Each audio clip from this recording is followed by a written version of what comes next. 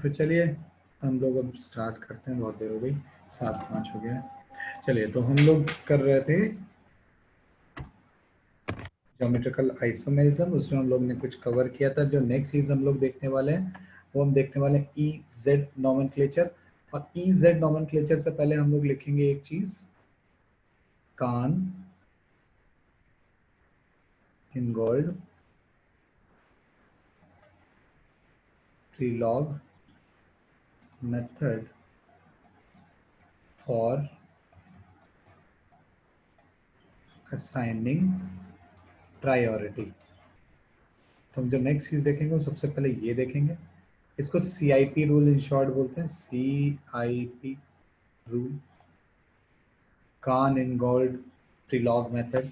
कान इनगोल्ड ट्रीलॉग method के through हम लोग प्रायोरिटी असाइन करते हैं। ये रूल क्या है, मैं आपको रूल भी बता देता हूँ। रूल देखिए, ये है, सिंपल सा रूल है कि higher atom with higher atomic number is given higher priority।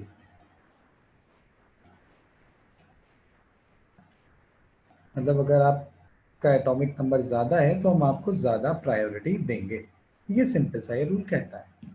मेरे ख्याल से रूल में कोई प्रॉब्लम नहीं होनी चाहिए। क्या ये प्रायोरिटी वायोरिटी का चक्कर है, जरा इसको भी देख लेते हैं। जैसे जैसे ये ए है, ठीक है, एक सेंट्रल एटम है, मान लो एक साइड इसका कनेक्शन ओ से है, एक साइड इसका कनेक्शन सी से है, एक साइड इसका कनेक्शन लेट्स से एफ से है, और एक साइड इसका कनेक्शन मान लेते हैं एन से है। ऑफ कोर्स वैलेंसी कंप्लीट करने के लिए मैं ओ पे एक एच लगा दूंगा, सी पे 3 एच लगा दूंगा, एन पे 2 एच लगा दूंगा। हालांकि इससे कोई फर्क नहीं पड़ रहा अभी यहाँ पे। तो देखिए गौर से, अगर आप देखोगे तो आप पाओगे कि ए का कनेक्शन एफ से है, एन से है, ओ से है, सी से है। तो जो ए के रेस्पेक्ट में अगर आपको प्रायोरिटीज देनी है तो सबसे ज्यादा एटॉमिक नंबर एफ का आ रहा है। Maximum atomic number is for F, so F will be given priority number 1। F को हम लोग नंबर 1 प्रायोरिटी देंगे। क्यों? क्योंकि एफ का जो एटॉमिक नंबर है that is highest. Second highest atomic number है ओ का, तो ओ को सेकंड प्रायोरिटी जाएगी, नाइट्रोजन को थर्ड प्रायोरिटी जाएगी, कार्बन को फोर्थ जाएगी। ध्यान से सुनिएगा, मैं कार्बन को थर्ड फोर्थ प्रायोरिटी बोल रहा हूँ, मैं CH3 को फोर्थ प्रायोरिटी नहीं बोल रहा हूँ। मतलब ये डिसाइड किया जाता है on the basis of atom, ये ग्रुप के बेसिस पे डिसाइड नहीं किया जाता है कि नहीं भैया हमारा तो IUPAC में CWH को टॉप प्रायोरिटी मिलती थी तो यहाँ भी टॉप प्रायोरिटी देगी। ना ना ना ना, ये आपको क्या करना है, जिसका एटॉमिक नंबर ज्यादा है उसको ज्यादा प्रायोरिटी जाएगी। ठीक है, इसको नोट करिए, फटाफट आगे बढ़ते हैं। 10-15 मिनट में इसको खत्म करना है। आई होप आपने लिख लिया हो। ठीक है, दूसरा है, अगर इसमें in case of clashing,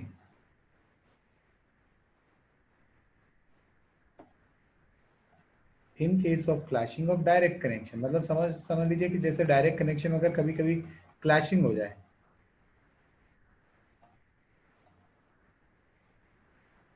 comma, we go for next connection. मतलब हम लोग नेक्स्ट कनेक्शन की ओर बढ़ जाते हैं।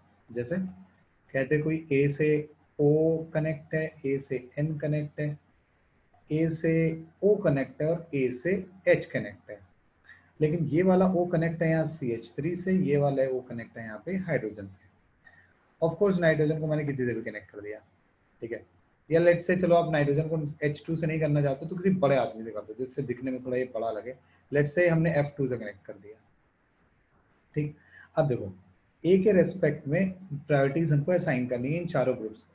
तो देखो लेफ्ट साइड ए जो है ये ओ से कनेक्ट है, ओ से कनेक्ट है, एन से कनेक्ट है, एच से कनेक्ट है। तो सबसे कम एटॉमिक नंबर एच का है तो H will be given fourth priority. Second least जो आपका एटॉमिक नंबर है वो आपका नाइट्रोजन का है तो उसको दी जाएगी थर्ड प्रायोरिटी। सबसे ज्यादा एटॉमिक नंबर हाइड्रोजन का है तो हाइड्रोजन, ओ सॉरी, सबसे ज्यादा एटॉमिक नंबर ऑक्सीजन का है, ऑक्सीजन से 2 जगह कनेक्शन है, तो किसको देंगे नंबर 1 प्रायोरिटी। तो ये बिल्कुल वैसा ही है कि जैसे होता है ना कि अगर आप बोलो मैं MLA को जानता हूँ, कोई दूसरा बोले मैं MP को जानता हूँ, तो प्रायोरिटी हमेशा MP को ही वाले को दी जाएगी। भैया कि ठीक है तुम MP को जानते हो, तुम ज्यादा काम क्यों, MP मतलब member of parliament north Madhya Pradesh. तो इस तरीके से हम बोलेंगे कि ओ जो है, ये जो राइट वाला ओ है, ये फर्दर कनेक्टेड है CS3 से, राइट वाला जो O है वो फर्दर कनेक्ट है आपका CS3 से, तो नंबर 1 प्रायोरिटी जब दी जाएगी तो दी जाएगी इस राइट वाले O को। क्यों? क्योंकि इसके फर्दर कनेक्शन बड़े आदमी से हैं, लेफ्ट वाले O के फर्दर कनेक्शन जो है वो हाइड्रोजन जैसे छोटे आदमी से, और छोटे आदमी से कनेक्शन होना कोई बड़ी बात नहीं है, आजकल सबके होते हैं। तो इसको दी जाएगी प्रायोरिटी नंबर 2। इस तरीके से प्रायोरिटी असाइन की जाती है। पहले डायरेक्ट एटम से चेक करते हैं, अगर डायरेक्ट एटम हमारा क्लैशिंग करवा रहा है तो फिर अगले कनेक्शन पे जाएंगे, अगर अगला कनेक्शन भी क्लैश करवाता है तो फिर उसके अगले कनेक्शन पे जाएंगे। इस तरीके से हम लोग चेक करेंगे। ठीक है, इस एग्जाम्पल को भी नोट कर लीजिएगा। Next rule is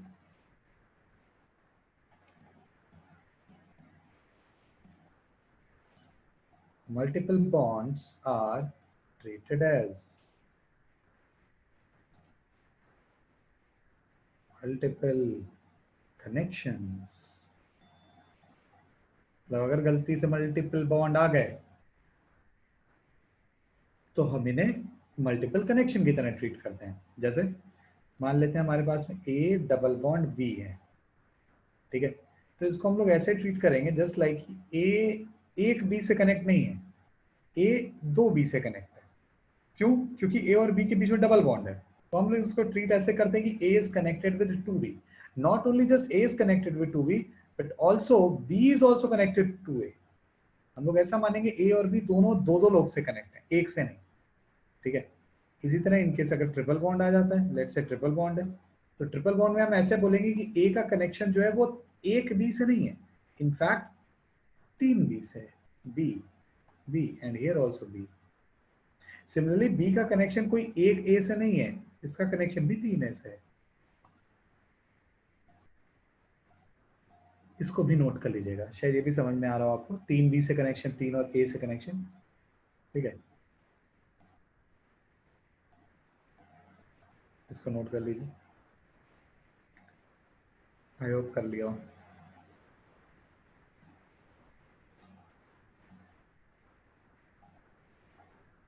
next is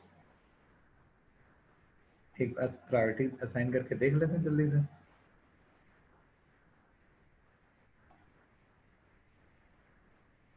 क्या प्रायोरिटी असाइन कर लोगे? किसको कौन सा जाएगा?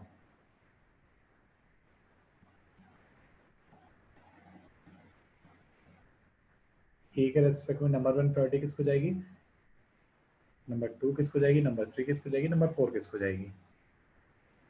तो आई होप आपको समझ में आ रहा हो कि जो ए के रेस्पेक्ट में सबसे पहले आपको वही चेक करना है, एटॉमिक नंबर सीधा। कनेक्शन देखो किससे है, कनेक्शन देखो किससे, मैं आपको दिखाता हूँ।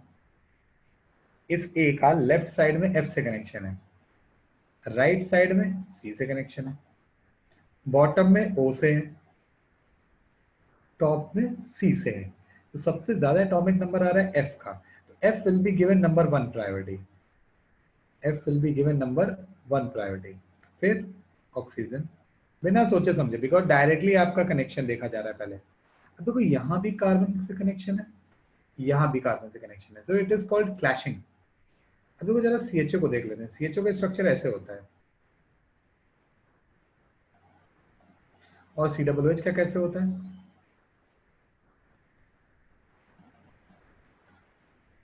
ये COOH है। तो अगर देखा जाए तो CHO वाला कार्बन, CHO वाला carbon it is connected with 2 oxygen.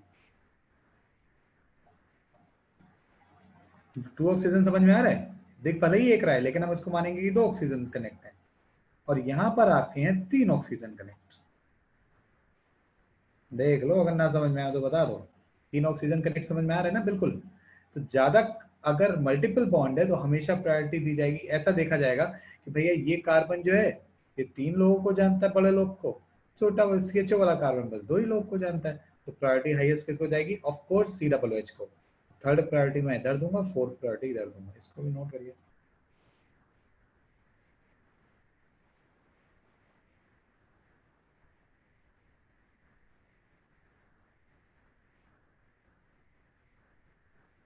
Sir एक बार फिर बता दीजिए। अच्छा बता देते हैं, प्राइवेट मैसेज, चलिए ठीक है। देखिए क्या है कि पहले हम डायरेक्ट कनेक्शन चेक करते हैं। डायरेक्ट कनेक्शन का मतलब एफ को कनेक्शन नंबर 1 दिया, OH को कनेक्शन, OH को 2 दिया, क्यों? क्योंकि F का एटॉमिक नंबर ज्यादा है, फिर O का ज्यादा है, इस तरीके से अपन करते हैं। जब हम दोनों ओर देखा 3 और 4 की ओर, तो 3 और 4 की ओर देखने में लगा अरे यार ये तो दोनों ही मतलब कार्बन है। TWH में भी कनेक्शन कार्बन से A का और CHO में भी कनेक्शन कार्बन से A का, तो कार्बन तो नहीं डिसाइड करेगा कि कौन ज्यादा प्रायर है। तो देखा आप कार्बन के किससे कनेक्शन है, तो मैंने CHO के स्ट्रक्चर को एक्सपैंड करके देखा, तो देखा ये CHO ने में C ने डबल बॉन्ड बनाया ऑक्सीजन से। डबल बॉन्ड का मतलब दो ऑक्सीजन से कनेक्टेड। देखो भाई पीछे लिखा चुका हूँ, multiple bond is treated as multiple connection. तो अगर आप किसी से डबल बॉन्ड बनाए तो it will be treated as कि आप वैसे 2 एटम से जुड़े हो। सिमिलरली देखो यहाँ पे 3 एटम से कनेक्शन है, 3 ऑक्सीजन से। कैसे? एक से तो डबल बॉन्ड के थ्रू है, यानी कि ये 2 कनेक्शन हो गए, और एक ये तीसरा कनेक्शन आपको दिख रहा है। ज्यादा ऑक्सीजन आपके पास CH3 के पास है, तो ऑफ कोर्स प्रायोरिटी ज्यादा CH पे जाएगी। ठीक है, नोट कर लीजिएगा। Next, in case of clashing,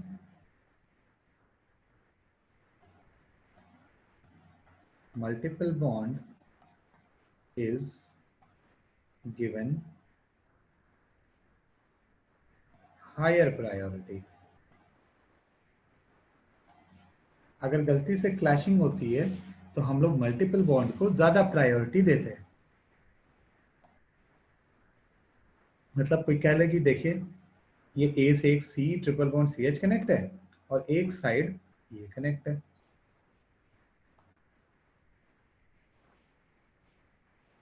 तो A के रेस्पेक्ट में मुझे प्रायोरिटी देनी है। A के रेस्पेक्ट में मुझे प्रायोरिटी देनी है। तो देखो A का लेफ्ट साइड कार्बन से कनेक्शन है और राइट साइड भी कार्बन से कनेक्शन है, तो कार्बन तो ये डिसाइड नहीं करेगा कि किसको प्रायोरिटी चाहिए, भैया दोनों ही बराबर आदमी है। अब देखा जाएगा कि दोनों जो कार्बन है लेफ्ट और राइट वाले वो किससे कनेक्ट हैं।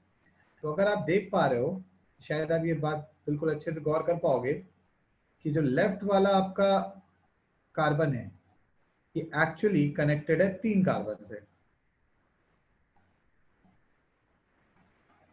यहाँ पे 3 कार्बन से कनेक्शन है, और जो राइट वाला कार्बन है अगर देखा जाए गौर से तो ये भी 3 कार्बन से कनेक्टेड है। तो इसका मतलब ये हो गई क्लैशिंग, और क्लैशिंग में हम किसको प्रायोरिटी देते हैं? मल्टीपल बॉन्ड को। तो मल्टीपल बॉन्ड कहाँ पे? आपके लेफ्ट में, राइट में? ऑफ कोर्स राइट में। तो इसको दी जाएगी प्रायोरिटी नंबर 1 और इस ग्रुप को दी जाएगी प्रायोरिटी नंबर 2। तो these are the rules for assigning priorities. जल्दी से इसको करिए और आगे बढ़ते हैं हम लोग।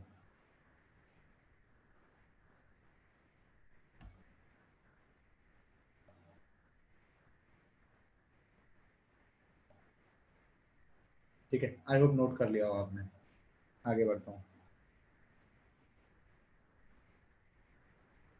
तो अब चूंकि हमने वो समझ लिया है CIP रूल, अब हम लोग एक हेडिंग डाल सकते हैं, EZ नॉमेनक्लेचर।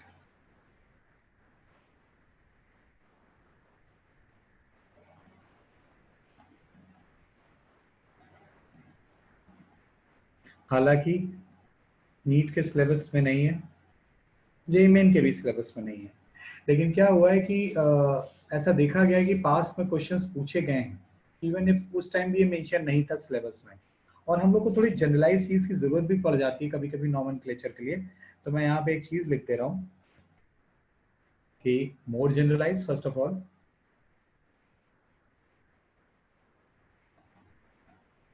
मोर जनरलाइज्ड, और बहुत इजी है। कैसे हम लोग करेंगे? हम लोग ये करते हैं कि फर्स्ट ऑफ ऑल इसमें कुछ स्टेप फॉलो करने पड़ेंगे हम लोग को, तो मैं स्टेप्स लिख दे रहा हूँ। स्टेप नंबर 1 है assign priority to the groups attached on both side of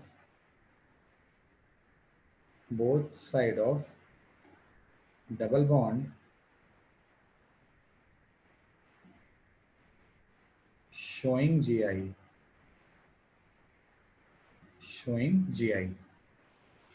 ठीक है, हालांकि अगर आप पूछा तो नहीं जाता है, लेकिन फिर भी अगर कोई पूछेगा तो ई और जेड का मतलब क्या होता है तो आपको पता होना चाहिए।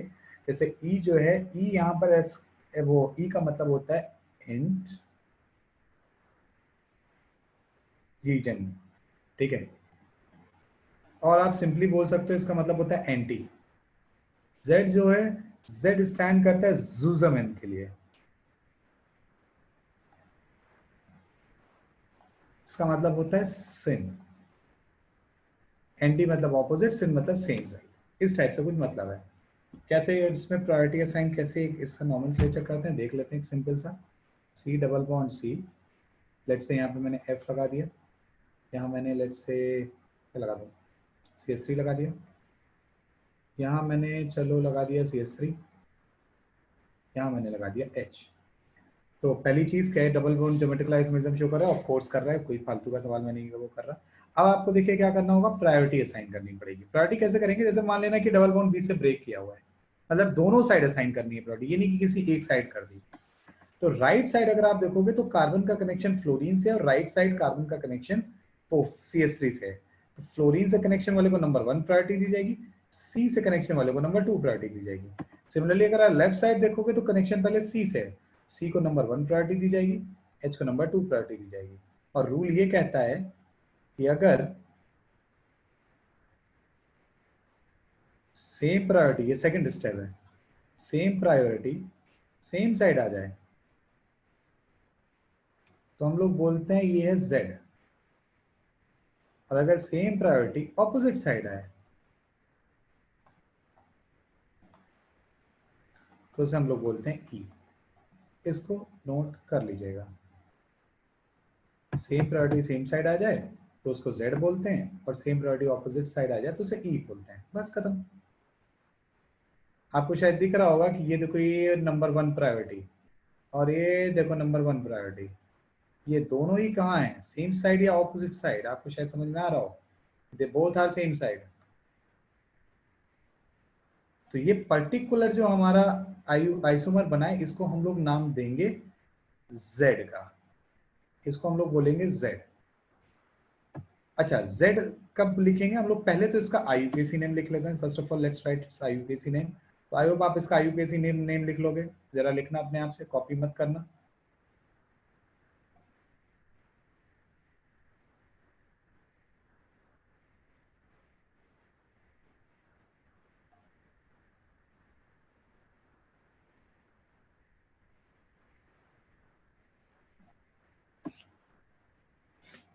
इसका अगर आप आईयूपीएसी नेम देखोगे तो वो होगा 2-फ्लोरोब्यूटुईन, 2-फ्लोरोब्यूटुईन। ठीक है, आई होप आपने यही लिखा आईयूपीएसी नेम। अच्छा, उससे पहले हम लोग ये जेड यूज कर लेंगे, उससे पहले हम लोग ये जेड लगा देंगे। जेड जैसे ही आपने लगाया तो ये मुझे बिल्कुल क्लियर हो जाएगा कि इसका जो डबल बॉन्ड है उसके अबाउट एफ और CH3 सेम साइड आ रहे हैं, या CH3 ऑपोजिट साइड आ रहे हैं, ये मैं तुरंत गेस कर लूंगा। ठीक है, जेड लगा देते हैं हम लोग आईयूपीएसी नाम लिखने के बाद में।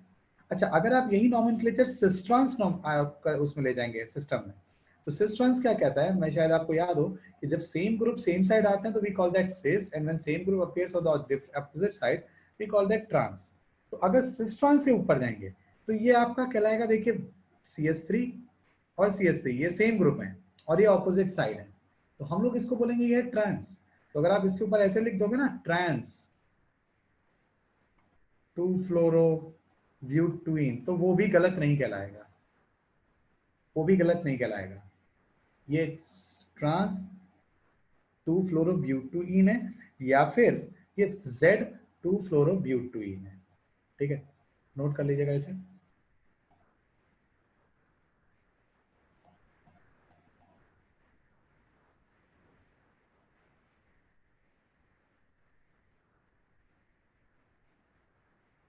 बहुत आसान है, हद आसान है, मतलब एक होता है आसान, एक होता है बहुत आसान, तो ये बहुत आसान से भी ज्यादा आसान है।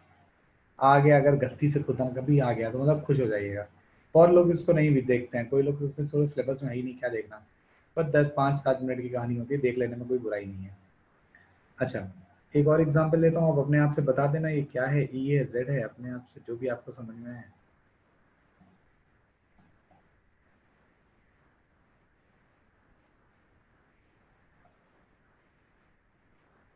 नो नो नो नो, गलती होगी, गलती होगी, sorry.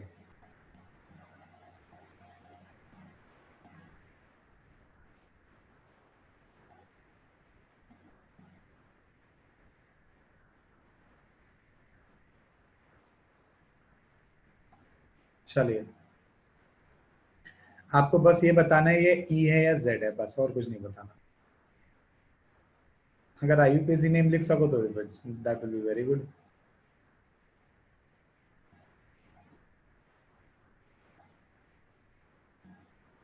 You said it is Z.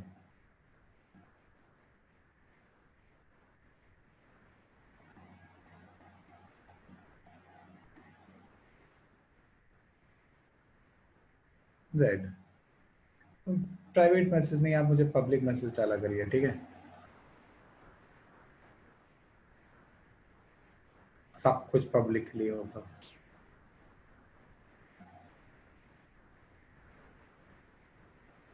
ठीक है, फास्ट जल्दी करिए, खत्म कर दें। और इसका आईयूपीएसी नेम भी लिख दीजिए, इसी बहाने चलिए आईयूपीएसी की भी हम लोग की प्रैक्टिस हो जाएगी। आईयूपीएसी नेम क्या होगा जरा वो भी बताना। लेट मी सी कि व्हाट इज आईयूपीएसी नेम। हाँ, that is correct, Z is the correct answer. देखिए, वही प्रायोरिटी असाइन की जाएगी, उसमें आईयूपीएसी नेम लिख दीजिए 1 2। और इधर लेफ्ट साइड में देखेंगे तो यहाँ दी जाएगी 1, यहाँ दी जाएगी 2, ये अगेन इट इज जेड। मैंने जानबूझ के एग्जाम्पल लिया है क्योंकि एक और पॉइंट प्रूव कराना है। आईयूपीएसी नेम क्या होगा इसका? पेरेंट चेन कितनी की बनेगी? देखो, पेरेंट चेन ये होगी, this will be your parent chain. जब आप नंबरिंग करोगे तो यहाँ सबसे पहले आप पीएफजी देखते हो, प्रिंसिपल फंक्शनल ग्रुप।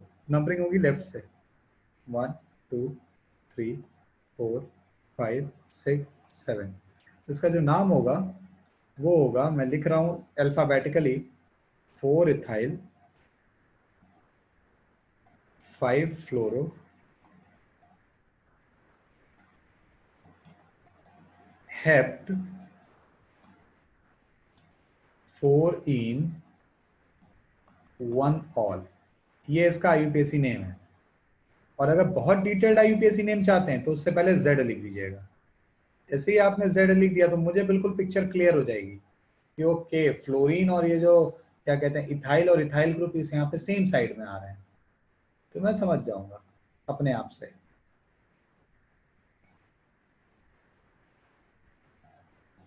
अच्छा, अगर आप इसका सिस ट्रांस में नोमेनक्लेचर लिखेंगे तो क्या होगा नाम? ये सिस कहलाएगा या ट्रांस? ये ऑफ कोर्स सिस कहलाएगा। व्हाई? बिकॉज देखो, ये सेम ग्रुप CH2H5 और C2H5 they are coming on the same side, so it will be called cis. इसका दूसरा नाम हो जाएगा cis 4 ethyl 5 fluoro hept 4 ene 1 ol. ये इसका दूसरा नाम हो जाएगा। मैंने जानबूझ के एग्जाम्पल लिया था ताकि आप देख सको अगर कि पिछली बार जब Z आया था तो हमारी एल्कीन ट्रांस थी, इस बार जब Z आया है तो एल्कीन सिस है।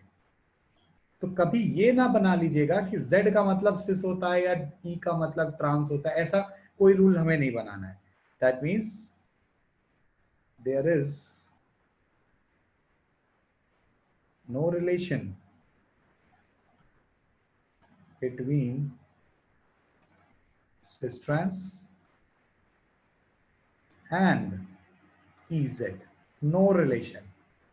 मतलब अगर कोई दोनों में, आप सीधे सीधे एक लाइन बोल सकते हो, डिस्क्लेमर भी दे सकते हो कि सिस ट्रांस और EZ में कोई समानता नहीं है। अगर कोई आपको सिमिलैरिटी मिलती है तो it will be just a coincidence. ठीक है, तो आप सिंपली बोल सकते हो कि कोई रिलेशन नहीं है। मतलब कहीं कोई बोल दे, हो जाता है, दिल में बस जाता है कि सर ने एक बार जेड का मतलब जैसे ही सिन लिख दिया, ओ सिन मतलब सेम साइड, ओ सिस मतलब सेम साइड, तो मतलब सिस मतलब जेड। नहीं नहीं नहीं, ऐसा कुछ नहीं है। ठीक है, cis doesn't mean Z, trans doesn't mean E, और वाइस वर्सा, इसका कोई सीन नहीं है। तो ये प्लीज ध्यान रखिएगा। What is more generalised? Of course EZ will be more generalised क्योंकि EZ प्रायोरिटी के बेसिस पे जाता है। सिस ट्रांस आपका जाता है कि आपके पास में ग्रुप्स कैसे अटैच हैं, they go on groups. Cis trans fail भी हो सकता है लेकिन EZ फेल नहीं हो सकता। ठीक है, तो आई होप ये EZ नॉमेनक्लेचर आपको बिल्कुल अच्छे से क्लियर हो। नेक्स्ट चीज पे आगे बढ़ते हैं, अब इसमें हम बहुत डिटेल में नहीं जाएंगे, बस खत्म कहानी। नेक्स्ट इज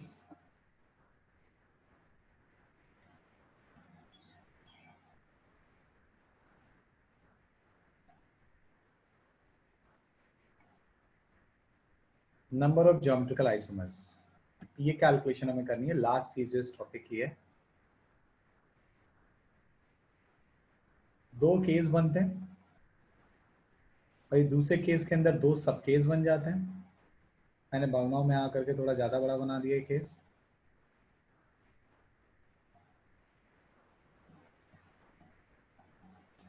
पहला केस ये है, when molecular symmetry is absent. पहला केस ये बनता है जब मॉलिक्यूलर सिमेट्री एब्सेंट हो। तो दूसरा केस क्या बनेगा? दूसरा केस मैं यहीं पे लिख दे रहा हूँ ऊपर। ये जो ये दूसरी साइड में आया हूँ तो ये बनेगा molecular symmetry present. Molecular symmetry को मैं शॉर्ट में लिख रहा हूँ, बहुत बड़ा है, जगह भी नहीं है मेरे में गलती से। यहाँ मैं लिख दे रहा हूँ मॉलिक्यूलर सिमेट्री इज प्रेजेंट। ठीक है। अब यहाँ फिर दो केस आते हैं। सब यहाँ पे बनेगा आपका n इज इवन और यहाँ एक बनेगा n is odd. What is n? Let me tell you. n is number of rings, or you can say number of pi bond or ring showing GI, number of pi bond और ring showing GI। इसको हम लोग एक और नाम देते हैं, geometrical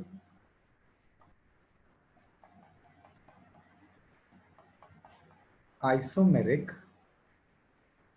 centre. Geometrical isomeric centre, हम इनको वो भी बोलते हैं। क्या होता है अभी देख लेंगे। पहले वाले केस में जीआई का सीधा फॉर्मूला होता है 2 to the power n direct. दूसरे वाले में जब n इवन होता है तो जीआई होते हैं 2 to the power n-1 plus 2 to the power n-2/2। और दूसरे वाले केस में जीआई होता है आपका जब ऑड होता है ये 2 to the power n-1 plus 2 to the power n-1/2। इसको नोट कर लीजिएगा, direct formula geometrical isomerism calculate करने के लिए। दो एक एग्जांपल ले लेते हैं, उससे समझ लेते हैं, फिर आगे बढ़ते हैं।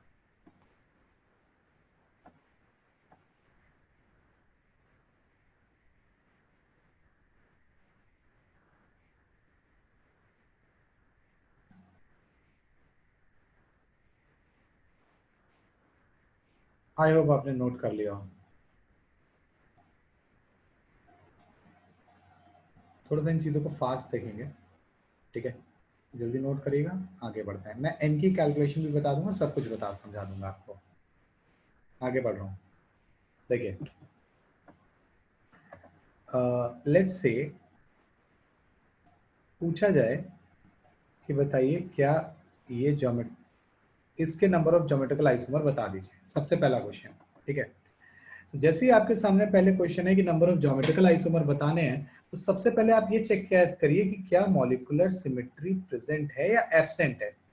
अब मॉलिक्यूलर सिमेट्री का क्या मतलब हुआ कि आप अपने मन से, मॉलिक्यूलर सिमेट्री का मतलब एक ऐसा पॉइंट या ऐसा बॉन्ड जिसके अबाउट आपका मॉलिक्यूल सिमेट्रिक हो दोनों साइड में।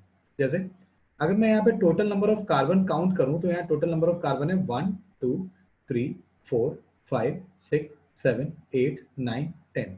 तो टोटल नंबर ऑफ कार्बन 10 आ रहे हैं। ठीक है, तो इसका मतलब कि जो सिमेट्री होगी वो बिल्कुल बीचों बीच होनी चाहिए, अगर अगर होगी तो that will lie right in the middle of 5 and 6, पांचवें और छठवें कार्बन के बीच में होनी चाहिए अगर मॉलिक्यूलर सिमेट्री होगी तो। आई एम नॉट सेइंग कि होगी, मैं कह रहा हूं अगर होगी तो ये हो गए नंबर्स। ये कोई आईयूपीएससी के से नंबर नहीं लिखे, ऐसे ही नंबर लिखे हैं। ठीक है, तो ये मत समझिए कि इसके आईयूपीएससी की नंबरिंग है, गलत है तब तो। अच्छा, अगर सिमेट्री होगी तो वो इसके अबाउट होगी। ये जो 5 और 6 के बीच में मैंने लाइन खींच दी है, इसके अबाउट होगी। तो जरा सोचिए और बताइए, क्या ये जो मैंने डॉटेड लाइन खींची है इसके दोनों साइड कहानी सिमेट्रिक है क्या? जरा सोचिए और बताइए। आपको दिख रहा होगा कि देखो 5 का डायरेक्ट कनेक्शन है 4 से और 6 का डायरेक्ट कनेक्शन है 2 से, और लेकिन 4 ने डबल बॉन्ड बना रखा है और 2 ने डबल बॉन्ड नहीं बना रखा है, तो इसका मतलब कहानी सिमेट्रिक हुई नहीं। तो इसका मतलब मॉलिक्यूलर सिमेट्री इज एब्सेंट।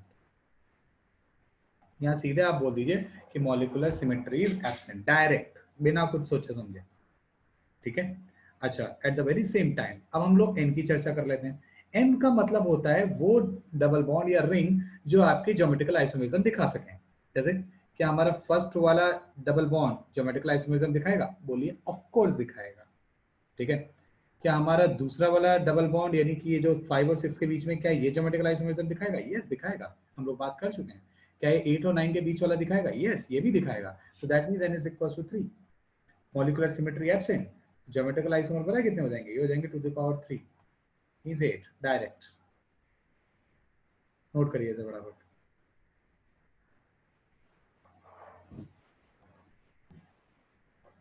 ठीक है।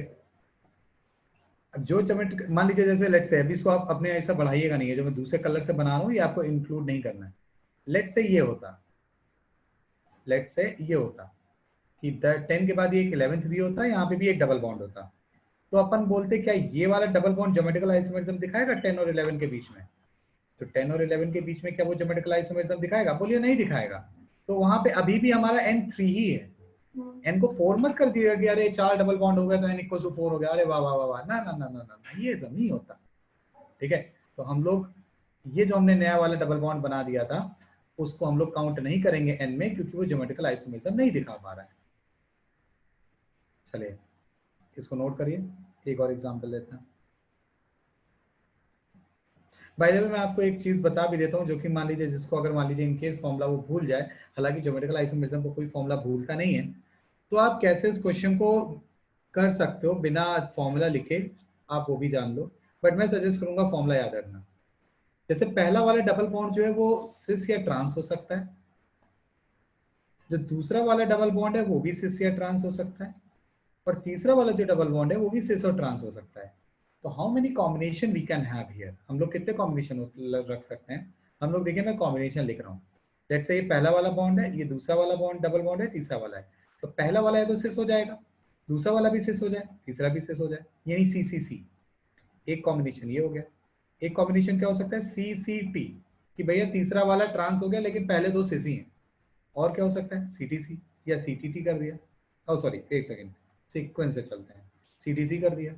और क्या हो सकता है? टी सी सी कर दिया, ठीक है। बात समझ में आ रही है? मतलब देखो मैंने क्या किया, एक पहले तीनों सिस, फिर दो सिस, दो सिस में सारे कॉम्बिनेशन बना लिए। अब आते हैं दो ट्रांस में, तो सिस ट्रांस ट्रांस, एक ये बन गया, है ना। और क्या बन सकता है?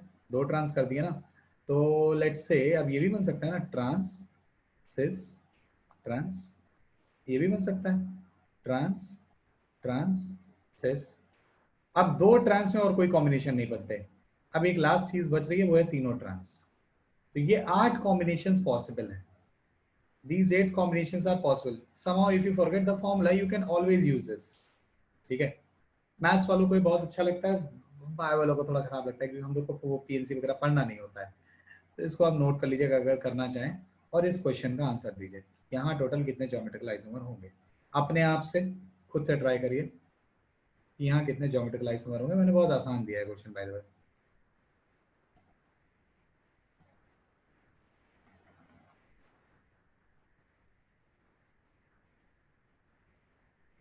दो एक क्वेश्चन और देखेंगे फिर हम लोग आगे बढ़ेंगे। जल्दी से बताइए यहाँ कितने ज्योमेट्रिकल आइसोमर होंगे?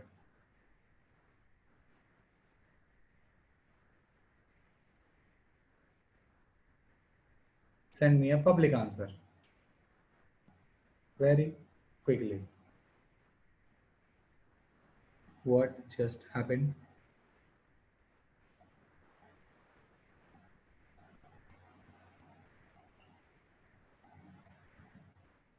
दो, एक आंसर आ रहा है दो।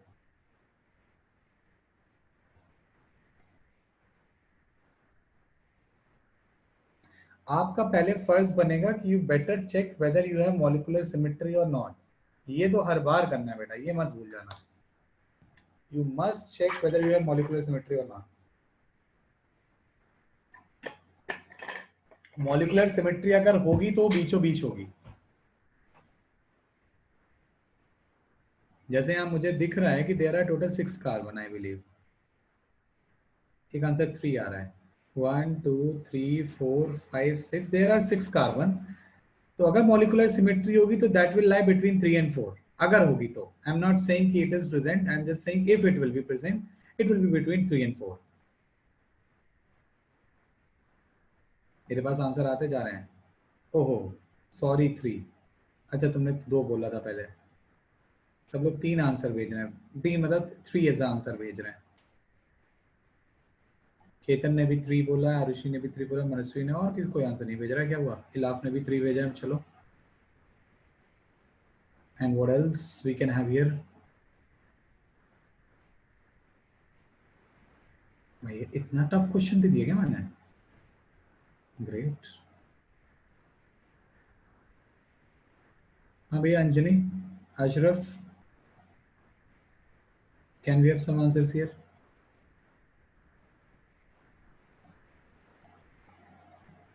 शौर्यन? नहीं। अशरफ, तुम्हें पब्लिक आंसर करना है, प्राइवेट आंसर कोई नहीं करेगा।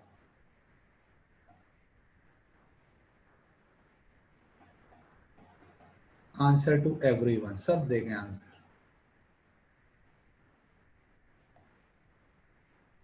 चलो अच्छा, खैर ठीक है, बहुत हुआ, इतना टाइम थोड़ी ना देना है मुझे। अच्छा देखो, ऑफ कोर्स हमको यहाँ दिख रहा होगा इस लाइन के अबाउट, ये जो मैंने लाइन खींच रखी है, तो शायद अगर आप देख पाओ, आई एम नॉट श्योर कि आप देख पा रहे हो या नहीं, इस लाइन के अबाउट लेफ्ट साइड की कहानी और राइट साइड की कहानी बिल्कुल सिमेट्रिक है, एग्जैक्टली सिमेट्रिक। तो व्हाट डू वी से इन दैट केस? वी से कि हाँ भैया, यहाँ ये है हमारा मॉलिकुलर सिमेट्री और ये प्रेजेंट है। और n की वैल्यू क्या है? n की वैल्यू यहाँ पे 2 है। कैसे? ये डबल बॉन्ड भी ज्योमेट्रिकल आइसोमरिज्म दिखाएगा और ये भी दिखाएगा, तो n की वैल्यू 2 है। तो जी कैसे निकालेंगे हम लोग? जी का फॉर्मूला बन जाएगा अब 2 to the power 2 - 1 plus 2 to the power 2 - 2/2। क्यों ये बनाया मैंने? क्योंकि n इवन आ रहा है। क्या आंसर आ जाएगा? Answer will come as 2 to the power 1 plus 2 to the power 0। 2 to the power 1 होता है 2, 2 to the power 0 होता है 1, तो हो गया 3। 3 is the correct answer. 3 is the correct answer. Please इसको जल्दी से नोट करिए, हम लोग आगे बढ़ते हैं।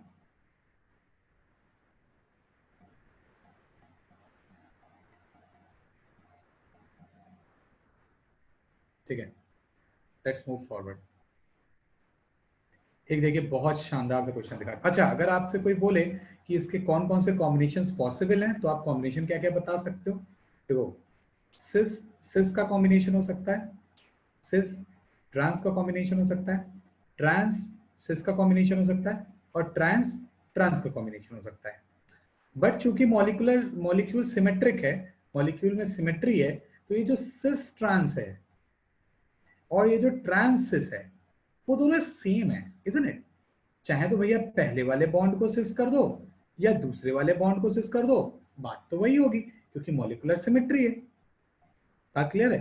तो सिस ट्रांस और ट्रांस सिस दोनों सेम हो गए। हम इसको ऐसे बोल सकते हैं कि दोनों बॉन्ड्स में एक सिस है, एक ट्रांस है। ठीक है, क्योंकि दोनों सिमेट्रिक केस है, तो किसी को भी सिस कर दो, किसी को भी ट्रांस कर दो। तो ये जो दो लिख दिया मैंने कॉम्बिनेशन, ये एक्चुअली एक ही, these are actually one combination, just one. इसलिए टोटल कॉम्बिनेशन हमारे बन रहे हैं 3। टोटल कॉम्बिनेशन हमारे बन रहे हैं 3। चलिए, ये क्वेश्चन एक और मैं आपको देता हूँ। ये क्वेश्चन मैंने आज तक कभी नहीं दिया आप लोग में, जिसने भी मेरे से पढ़ा है मैंने आज तक उसको ये नहीं दिया है। यहाँ बताइए टोटल कितने ज्योमेट्रिकल आइसोमर होंगे?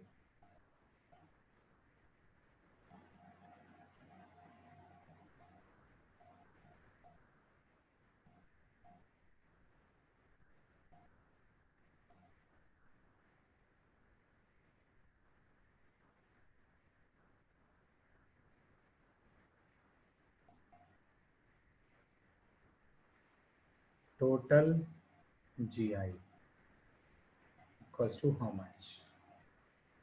चलिए, ये फाइन, इसको आप करिए। अच्छा चलिए सुनिए, होमवर्क लिख लीजिए इसको, इसको आपको घर से करके लाना है, खुद से मतलब करना है। ठीक है, आप मुझसे डिस्कस कर सकते हो व्हाट्सएप पे, आप इसको खुद से करिएगा। ठीक है, एक जो मुझे और लास्ट क्वेश्चन कराना है यहाँ पे, वो मैं और करा देता हूँ।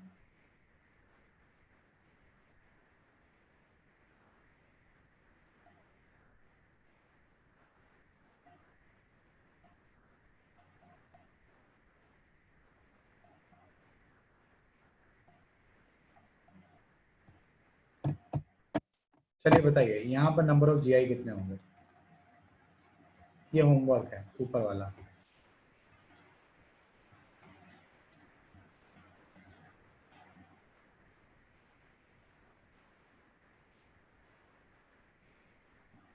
चलिए नीचे वाले का आंसर बताइए, यहीं के यहीं, होमवर्क नहीं है वो। और ये लास्ट क्वेश्चन है ज्योमेट्रिकल आइसोमेरिज्म का,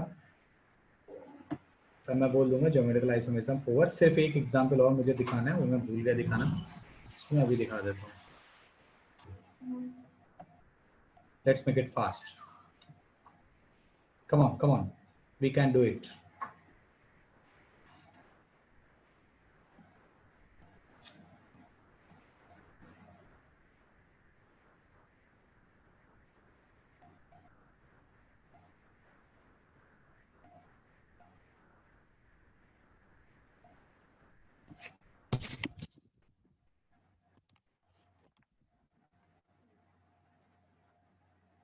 एक आंसर 3 आ रहा है, नहीं 3 आएगा, 5 सॉरी,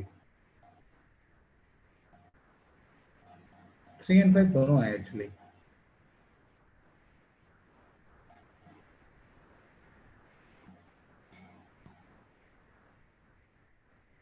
4 तुम पूछ रहे हो बता रहे हो?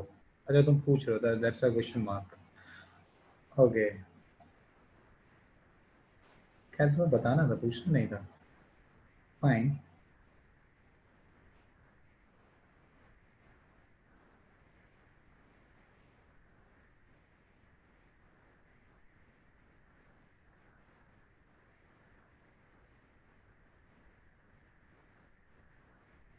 चलो अच्छा देखते हैं। फर्स्ट ऑफ ऑल पहले तो मुझे बताया जाए यहाँ पे n की वैल्यू क्या है। पहले तो ये देखा जाए क्या मॉलिक्यूलर सिमेट्री है, 2 भी है मॉलिक्यूलर सिमेट्री। जब तक मॉलिक्यूलर सिमेट्री नहीं होगी तब तक हम कुछ कहानी नहीं करेंगे। देखें मॉलिक्यूलर सिमेट्री अगर होगी तो लेट से होगी कहाँ, जैसे देखता हूँ 1 2 3 4 5 और ये बीच में 2 कार्बन आ गए, 6 7 8 9 10। तो अगर मॉलिक्यूलर सिमेट्री कहीं होगी तो वो इधर होगी, अगर होगी तो। क्या इस पॉइंट के अबाउट मॉलिक्यूलर सिमेट्रिक है? यस। देखिए लेफ्ट और राइट बिल्कुल डिट्टो कहानी है, चाहे तो आपका मन करे देख लीजिए। इसके अबाउट मॉलिक्यूलर सिमेट्री है हमारे पास, तो molecular symmetry is present. At the very same time जरा आप n की वैल्यू देखते हैं, कोई मुझे बताएगा n कितना है? n कैसा है? देखिए double bond geometrical isomerism show करेगा, yes double bond geometrical isomerism show करेगा। दोनों ही करेंगे double double bond geometrical isomerism show, left वाला भी करेगा राइट वाला भी करेगा। बट बात ये होती है क्या रिंग भी ज्योमेट्रिकल आइसोमेरिज्म शो करेगी? जरा सोचिए, क्या रिंग भी ज्योमेट्रिकल आइसोमेरिज्म शो करेगी? रिंग में 2 कार्बन 2 ग्रुप्स अटैच हैं, वो भी डिफरेंट डिफरेंट कार्बन पे, तो आप बोलो यस रिंग भी ज्योमेट्रिकल आइसोमेरिज्म शो करेगी।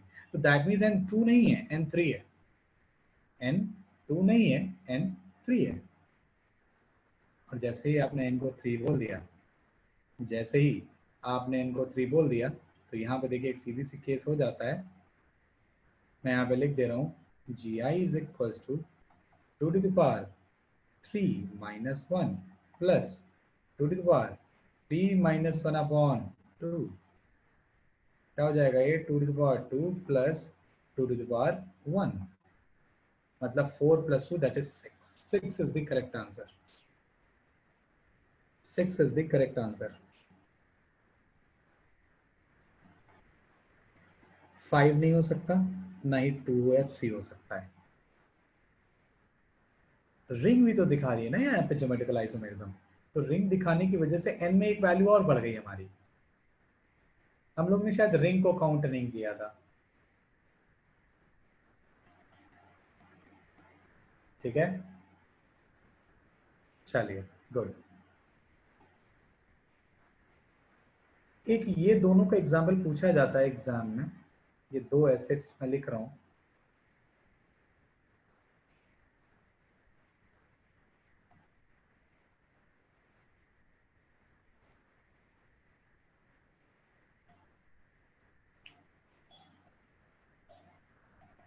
एक ये हो गया,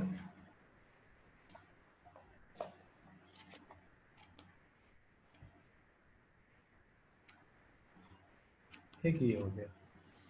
हाँ इन्हीं दोनों का एग्जाम्पल, इस टाइप के एसेट्स आपसे अक्सर हो सकता है ऑप्शन में दे दे या कुछ कर ले, तो ऑप्शन वगैरह में दे करके भी वो ऐसे क्वेश्चन आपसे डायरेक्टली पूछ सकता है।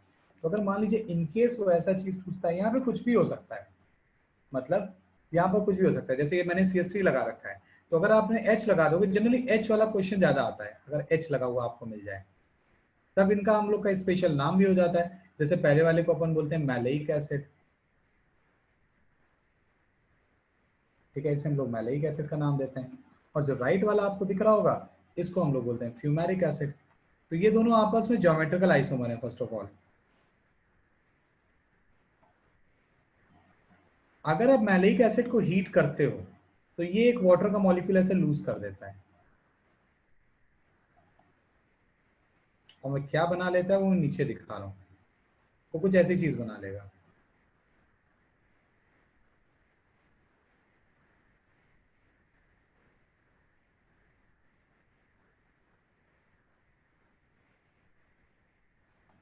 इसे बोलते हैं maleic anhydride.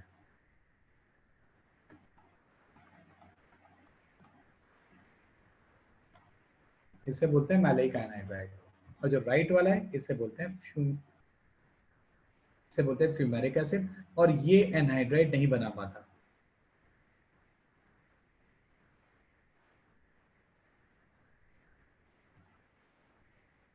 Because of its orientation. ये स्पेस में आपका ट्रांस मैनर में ओरिएंटेड है, इस वजह से ये जो वाटर मॉलिक्यूल लूज करा करके मैंने जो 5 मेंबर की रिंग बना दी है, ये मैलेइक एसिड में नहीं बन सकती, ठीक है। सॉरी फ्यूमेरिक एसिड में नहीं बन सकती, सिर्फ मैलेइक एसिड में ही बन सकती है। तो इस वाले को अपन बोलते हैं मैलेइक एनहाइड्राइड। ये भी पूछ लिया जा सकता है, ठीक है, इसको नोट कर लीजिएगा और आगे बढ़ते हैं हम लोग। सर एक बार रीजन फिर से बता दीजिए। क्योंकि यहाँ पे OH OH दोनों सेम साइड में, दोनों COOH, तो आप आराम से हीट करके इसको वाटर मॉलिक्यूल निकाल सकते हो, और वाटर मॉलिक्यूल निकालने से आपकी स्टेबल 5 मेंबर रिंग बन जाएगी। ये देखिए, एक 5 मेंबर रिंग बन रही है। फ्यूमेरिक एसिड के केस में यू कांट डू दिस, आप ये नहीं कर सकते। क्यों? क्योंकि ये ट्रांस मैनर में है, तो ये वाटर मॉलिक्यूल नहीं लूज करेंगे, ठीक है। Okay sir. तो इस वजह से एनहाइड्राइड नहीं बन पाएगा। क्वेश्चन डायरेक्ट आता है, इसलिए मैंने इसका एग्जांपल डायरेक्ट ले लिया। तो नेक्स्ट हेडिंग हम लोग यहाँ पे ज्योमेट्रिकल आइसोमरिज्म को यहीं खत्म करते हैं, सर ठीक है। फ्यूमेरिक एसिड को अगर हीट करेंगे तो कुछ नहीं बनेगा? नहीं, फ्यूमेरिक एसिड को आप हीट करोगे तो कुछ नहीं बनेगा, बिल्कुल नहीं। वो हीटिंग का कोई इफेक्ट नहीं है उसके ऊपर। हाँ, उसकी और रिएक्शन आप करवा सकते हो, जैसे अगर आपने मान लो ये डायरेक्ट हीटिंग की बात चल रही है, आप सोडा लाइम के प्रेजेंस में हीट करा दो। सोडा लाइम मतलब आप जान ही रहोगे, सोडा लाइम का यूज होता है एल्केन और एल्कीन के प्रिपरेशन में, जिसको अपन डीकार्बोक्सिलेशन बोलते हैं। हाँ, तो उससे हीटिंग हो जाएगी उसके प्रेजेंस, बट सोलो हीटिंग नहीं होगी, क्योंकि अकेले लेकर के आप हीटिंग करा रहे हो तो कोई प्रोडक्ट नहीं फॉर्म होगा, ठीक है। नेक्स्ट हेडिंग हम लोग डालते हैं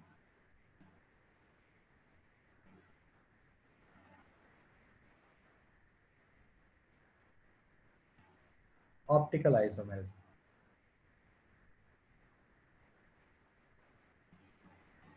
ऑप्टिकल आइसोमेरिज्म आज आपके लिए बहुत सारा होमवर्क हो जाएगा। हाँ, ये क्वेश्चन जरूर अटेम्प्ट करिएगा, ठीक है। अगले टाइम पे अपन डिस्कस करेंगे इसको। ऑप्टिकल आइसोमेरिज्म, तो ऑप्टिकल आइसोमेरिज्म क्या होता है, पहले तो फिनोमेना समझ लेते हैं। इसमें क्या हो, ये बहुत ही अलग टाइप की है। इसमें क्या होता है कि मॉलिक्यूल्स हैव सेम एमएफ, मतलब सेम फॉर्मूला होगा उनका, ऑफ कोर्स होना ही चाहिए। सेम स्ट्रक्चर होगा, सेम स्ट्रक्चर होगा, and same relative arrangement of atoms और ग्रुप्स। मतलब रिलेटिव अरेंजमेंट भी सेम होगा, मतलब अगर तो कोई दो ग्रुप 120 डिग्री पे हैं, तो दे विल रिमेन एट 120। ऐसा नहीं होगा कि उनके बीच का एंगल बदल जाएगा। जैसे ज्योमेट्रिकल में क्या हो रहा था, ज्योमेट्रिकल में एक बार सिस में आपका एंगल 120 दिखा था मैं, पर ट्रांस में वो 180 हो गया था। यहाँ ऐसा नहीं होगा, यहाँ पे रिलेटिव अरेंजमेंट भी सेम रहेगा, but different behaviour towards PPL, PPL को अपन फुल फॉर्म होती है plane polarised light, plane polarised light. तो डिफरेंट बिहेवियर अगर टुवर्ड्स पीपीएल मिलता है तो we say are called optical isomer. अब डिफरेंट बिहेवियर कैसा भी हो सकता है कि कोई क्या कहते हैं प्लेन पोलराइज्ड लाइट से कुछ पॉजिटिव बिहेव कर रहा हो, कोई नेगेटिव बिहेव कर रहा हो, कोई कुछ भी ना कर रहा हो। तो तीनों ही, ये जो तीन केस मैंने लिए कि पॉजिटिव बिहेवियर या नेगेटिव बिहेवियर या कुछ भी नहीं, या कोई रोटेशन, अभी हम लोग रोटेशन की भी बात करेंगे, clockwise rotation, anti clockwise rotation या कोई रोटेशन नहीं, तो ये तीनों अलग अलग चीज मानी जाएगी। तो हम लोग बोलते हैं ऐसे कंपाउंड्स को कि ये लोग हैं आपस में optical isomers, and this phenomena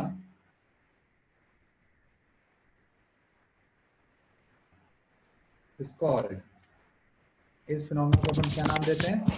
We call this phenomena optical isomerism।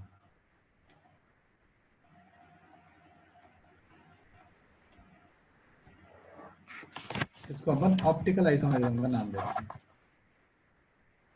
ठीक है, नोट कर लीजिएगा, इसे आगे बढ़ते हैं।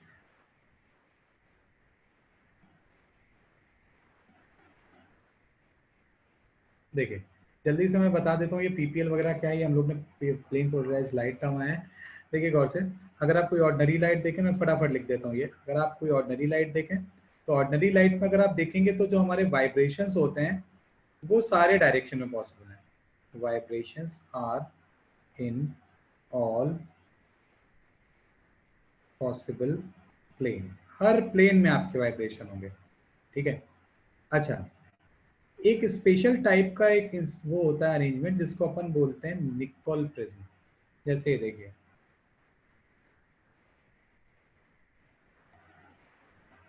ये एक स्पेशल टाइप का प्रिज्म है जिसको हम लोग निकोल प्रिज्म बोलते हैं।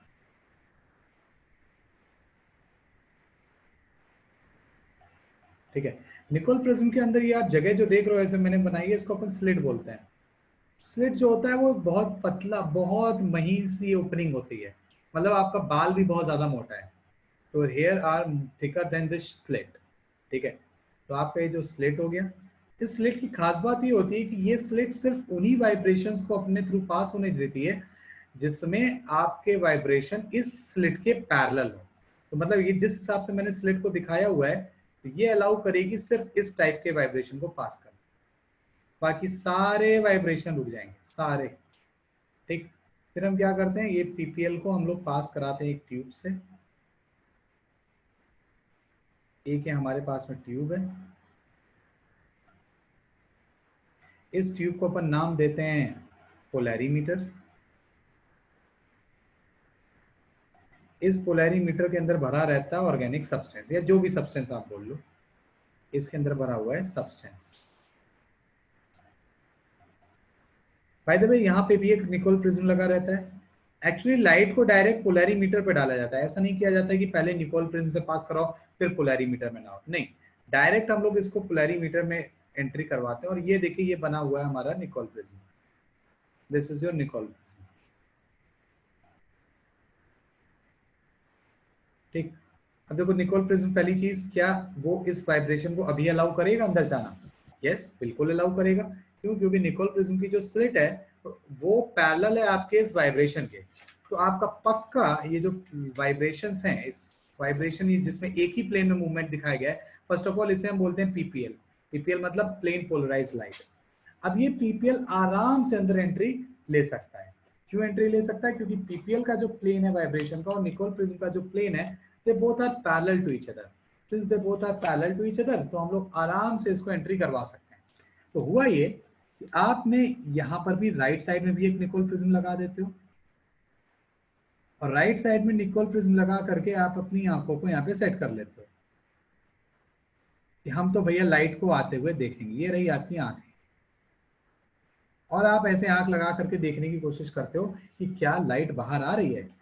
तो बात यह कि लाइट अगर अंदर घुसी है तो बाहर तो आनी चाहिए, पर अब एक बहुत बड़ा सरप्राइज हमें मिलता है कि लाइट बाहर नहीं आती। मतलब ये जो लाइट अंदर जा रही है पीपीएल, ये बाहर नहीं निकल करके आती है। अच्छा, इसका इवेंचुअली क्या रीजन हो सकता है?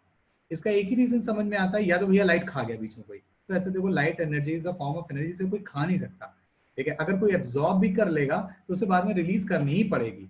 बट हमें लाइट नहीं मिल रही है, दैट मीन्स कि अब जो लाइट का प्लेन है वो हमारे पक्का निकोल प्रिज्म के पैरेलल नहीं रहा होगा। ये देखो, ये जो है हमारा दूसरा वाला निकोल प्रिज्म, अब पक्का लाइट का वाइब्रेशन का प्लेन इस निकोल प्रिज्म के पैरेलल नहीं रहा होगा। तो हम क्या करते हैं, हम इस लाइट को वापस पाने के लिए इस प्रिज्म को घुमाने की कोशिश करते हैं। तो या तो क्लॉकवाइज मैनर में घुमाते हैं या फिर एंटी क्लॉकवाइज मैनर में घुमाते हैं। दोनों में किसी मैनर में हम लोग घुमाते हैं। ठीक है, तो मैं दिखा देता हूँ, चलो एक बार घुमाने का क्या फायदा होगा हमें। तो मैं एक बार लाइट इस प्रिज्म को घुमा करके दिखा रहा हूँ, देखते हैं कि क्या होता है। दो पॉसिबिलिटीज आती हैं। तो मैं कुछ ऐसे घुमा रहा हूँ, लेट्स से क्लॉकवाइज अभी के लिए। ये घुमा दिया मैंने। ठीक है, ये मैंने कुछ घुमा दिया। तो देखो कितनी पॉसिबिलिटीज हो सकती हैं। आपको लाइट या तो ऐसे करके मिलेगी, मतलब क्लॉकवाइज मुड़ी हुई। ठीक, या हो सकता है लाइट आपको ऐसे मिले, एंटी क्लॉकवाइज मुड़ी हुई। और हो सकता है लाइट आपको ऐसे ही मिल जाए, कुछ घुमाना ही ना पड़े। ठीक है, तो अगर ये दोनों केस होते हैं तो हम लोग बोलते हैं कि सब्सटेंस इज ऑप्टिकली एक्टिव।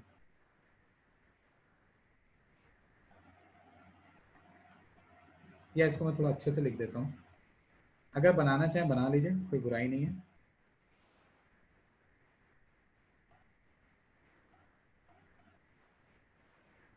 मैं इसको थोड़ा सा अच्छे से लिख देता हूँ।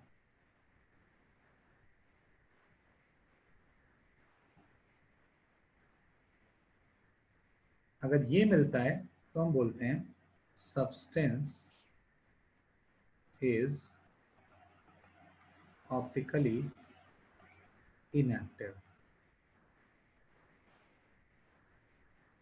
अगर ये वाला केस मिलता है तो हम बोलते हैं substance is optically active and dextrorotatory. Clockwise घुमा रहा है ना, तो हम लोग इसको डेक्स्ट्रो रोटेटरी बोलते हैं। इसको रिप्रेजेंट करते हैं स्मॉल डी से या फिर प्लस। अगर ये केस मिलता है तो हम लोग बोलते हैं सब्सटेंस इज ऑप्टिकली एक्टिव। अभी भी एक्टिव ही कहलाएगा, एंड लीवोरोटेटरी। लीवोरोटेटरी को अपन शॉर्ट में एल या फिर इस माइनस से दिखाते हैं। स्मॉल एल, ध्यान रखिएगा कैपिटल डी मत लिख दीजिएगा, वो दूसरी चीज होती है। स्मॉल एल या फिर स्मॉल डी, प्लस या फिर माइनस। ये जो मैंने ऊपर वाला रोटेशन दिखाई है क्लॉकवाइज है, और ये जो इसके बगल वाला दिखाई है एंटी क्लॉकवाइज है। बनाना चाहें बना लीजिए, अदरवाइज हम लोग आगे बढ़ते हैं। मैं 1 मिनट का टाइम देता हूँ। आज हम लोग थोड़ा थ्योरेटिकल पार्ट कवर कर लेंगे, जिसमें बहुत सारी इसमें थ्योरी है। ऑप्टिकल आइसोमेरिज्म में थ्योरेटिकल पार्ट बहुत ज़्यादा है, टर्म्स बहुत सारे हैं। तो हम लोग एक जगह पे पहले टर्म्स वगैरह इन सबको लिख लेंगे, ठीक है। इसके बाद हम लोग आगे क्वेश्चन की ओर बढ़ेंगे। आज ऑलमोस्ट मान लीजिए थ्योरेटिकल बेसिस पे देखा जाएगा तो आपका ऑलमोस्ट आधा खत्म हो जाएगा ऑप्टिकल आइसोमेरिज्म। नेक्स्ट टाइम पे आई होप कि पूरा खत्म हो जाए।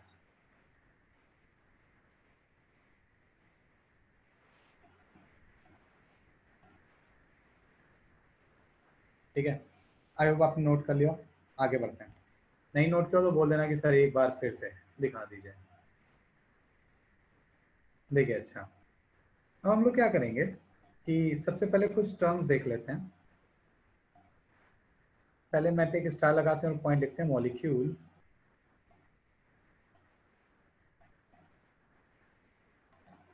showing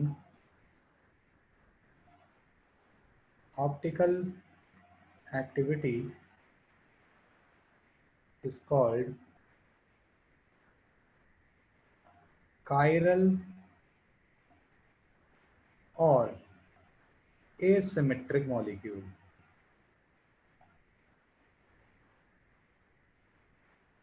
Molecule showing optical activity is called chiral और asymmetric molecule. मतलब अगर आपका molecule optical activity दिखा रहा है तो उसे chiral बोलते हैं, molecule को chiral बोलते हैं. ठीक है, तो दूसरा स्टार क्या लगेगा? molecule which doesn't show optical activity. मान लीजिए अगर कोई गलती से हमारे पास कोई मॉलिक्यूल है जो कि ऑप्टिकल एक्टिविटी नहीं शो कर रहा है, तो we call it is called a chiral molecule. Definitions बिल्कुल क्लियर रखिएगा. और symmetric molecule,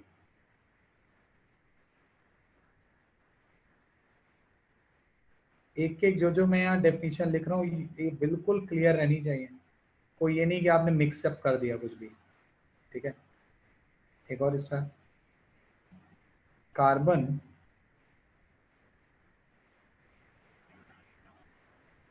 which is connected with 4 different group. अगर आपके पास कोई कार्बन है जो कि 4 डिफरेंट ग्रुप से जुड़ा हुआ है, कॉल्ड chiral और asymmetric कार्बन. इसे अपन asymmetric कार्बन का भी नाम देते हैं. So carbon which will be connected with 4 different group will be called chiral और asymmetric carbon. क्या होता है अभी हम लोग और चीजें देखेंगे इसके बारे में. नेक्स्ट पॉइंट से लिख देंगे.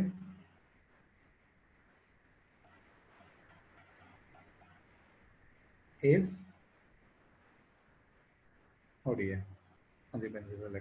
if any 2 or more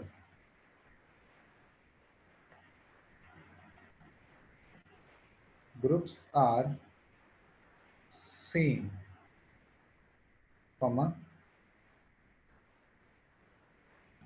carbon will be called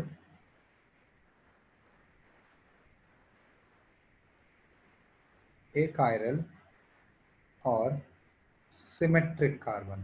देखो दो टर्म डिफाइन हुए हैं, एक कायरल कार्बन, एक टर्म डिफाइन हुआ है कायरल मॉलिक्यूल. कायरल मॉलिक्यूल का मतलब होता है मॉलिक्यूल ऑप्टिकली एक्टिव है. कायरल कार्बन का मतलब होता है एक ऐसा कार्बन जो कि 4 डिफरेंट ग्रुप से लगा है. तो जो कार्बन 4 डिफरेंट ग्रुप से लगा हो सकता है कि वो मॉलिक्यूल ऑप्टिकली एक्टिव हो भी, और हो सकता है वो ऑप्टिकली एक्टिव ना भी हो. ठीक है, कैसे बात है इसको हम लोग नोट करते हैं पहले तो. if a molecule contains only one chiral carbon,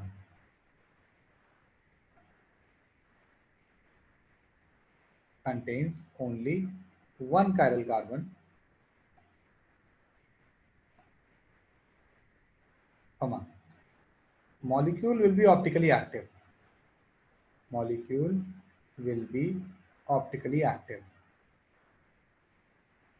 हमेशा ऐसा होगा कि अगर केवल एक कायरल कार्बन है तो मॉलिक्यूल हमेशा ऑप्टिकली एक्टिव मिलेगा.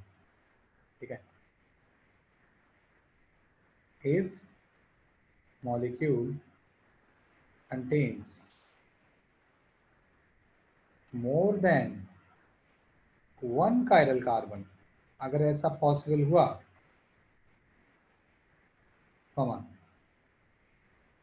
if molecule is connected with more than one chiral carbon, it may or may not be optically active.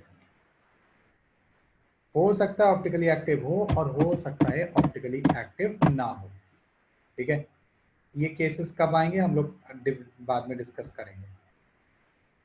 और जो सबसे बड़ा इंपॉर्टेंट स्टार है वो ये है essential condition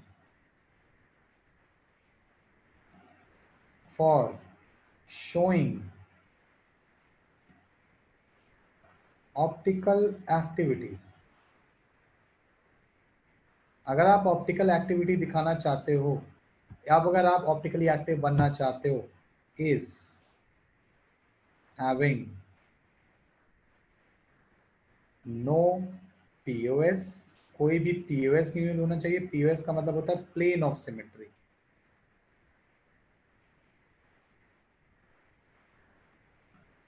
तो आपके पास में ना तो कोई प्लेन ऑफ सिमेट्री होना चाहिए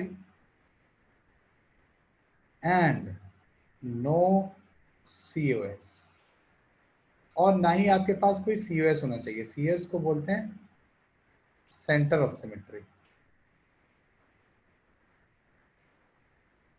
तो you can't have POS, you can't have COS, दोनों ही चीजें नहीं हो सकती।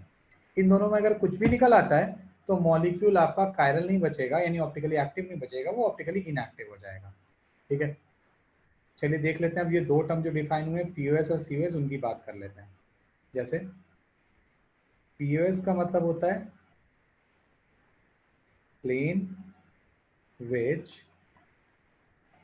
divides molecule or object into two symmetric part। तो आपको दो सिमेट्रिक पार्ट में जो तोड़ दे, तो वैसे प्लेन को हम लोग बोलते हैं प्लेन ऑफ सिमेट्री। ठीक है, वैसी चीज को अपन बोलते हैं प्लेन ऑफ सिमेट्री। जरा समझिएगा कि प्लेन ऑफ सिमेट्री का मतलब क्या हुआ। लेट्स से जैसे हमारे पास में क्यूब है,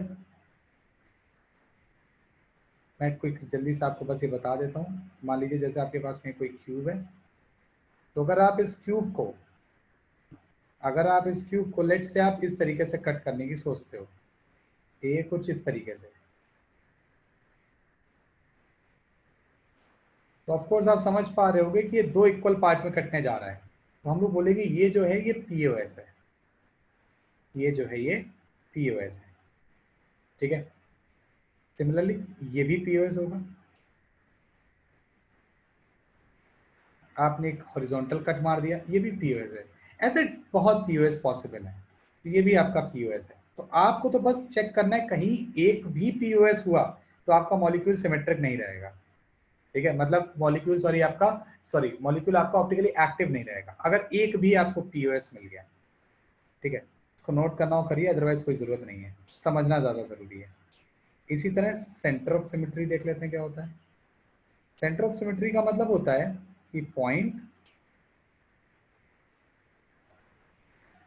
about which, just a second, point about which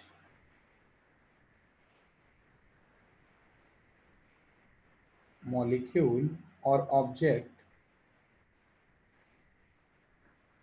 is symmetric in all respective directions। Her direction में आपका मॉलिक्यूल सिमेट्रिक हो तो हम लोग बोलते हैं ये उस पॉइंट को कि ये सेंटर ऑफ सिमेट्री है। Of course centre of symmetry कहाँ पे लाई करेगा? सेंटर ऑफ सिमेट्री बिल्कुल बॉडी के बीचों बीच लाई करेगा, बिल्कुल बीचों बीच। लेट्स से जैसे ये है, मैंने एक पॉइंट ड्रॉ कर दिया, मैंने कह दिया अगर ये पॉइंट ऑफ सिमेट्री है या सेंटर ऑफ सिमेट्री है, तो लेट्स से मैं इस तरफ गया, इस डायरेक्शन में x distance, and I got to see a, कि यहाँ पर कोई ए नाम का बंदा खड़ा है, तो मैं सिमेट्री चेक करने के लिए तुरंत वापस आऊंगा। तो रन, पता है कितने एंगल से? 180 डिग्री से, और फिर मैं इधर ही जाऊंगा उतना ही डिस्टेंस x, और अगर मुझे फिर से a मिल गया तो मैं कहूंगा कि यस, ये जो पॉइंट मैंने बनाया था ये सेंटर ऑफ सिमेट्री है। लेकिन वो सिर्फ एक डायरेक्शन में नहीं, हर पॉसिबल डायरेक्शन। लेट्स से आप यहाँ गए y डिस्टेंस, आपको b मिला, आप तुरंत वापस आओ 180 डिग्री से और y डिस्टेंस ही जाओ, अगर आपको फिर से b मिल जाए तो कह देना भैया ये पॉइंट ऑफ सिमेट्री है। पर अगर एक भी जगह ये कंडीशन फेल हो जाए तो आप बोल देना ये पॉइंट ऑफ सिमेट्री नहीं है। हम लोग इस पॉइंट को बोलेंगे सेंटर ऑफ सिमेट्री।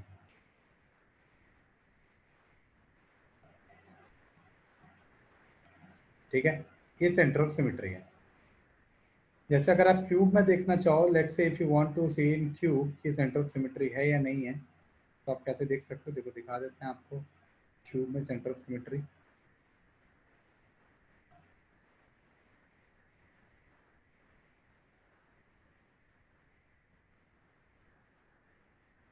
अगर आप बीचों बीच क्यूब में खड़े हो जाओ, तो अगर आप एक कॉर्नर की ओर भागोगे कुछ डिस्टेंस और ऑपोजिट साइड में भी जाओगे तो आपको कॉर्नर ही मिलेगा। अगर आप बॉडी सेंटर पे खड़े होकर के राइट साइड भागते हो तो आपको एक फेस मिलेगा। अगर आप लेफ्ट साइड भागते हो तो भी एक फेस मिल जाएगा। अगर आप ऊपर भागते हो तो भी एक फेस मिलेगा, नीचे भागते हो तो भी एक फेस मिलेगा। मतलब हर डायरेक्शन में कहानी सिमेट्रिक जा रही है। तो आपका जो सेंटर पॉइंट है क्यूब में, वो आपका सेंटर ऑफ सिमेट्री है। ठीक है, चलिए इसको नोट करिए, अपन आगे बढ़ते हैं। और ये सेंटर ऑफ सिमेट्री और पॉइंट प्लेन ऑफ सिमेट्री अपने मॉलिक्यूल्स में देखने की कोशिश करते हैं। जैसे पूछा जाए कि which of the following is optically active, as oblique आर कर लीजिए, आर ऑप्टिकली एक्टिव। कैसे हम लोग करेंगे, लेट्स सी।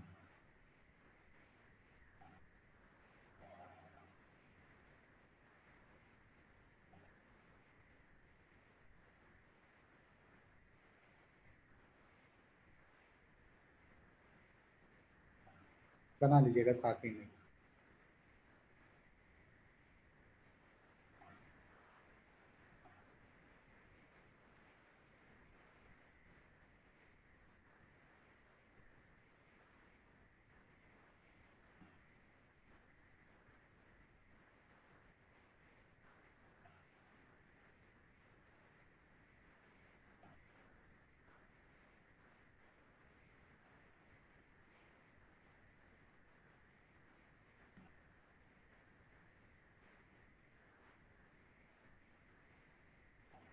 ये मुझे बहुत अच्छा लगता है जो अब मैं बनाने जा रहा हूँ।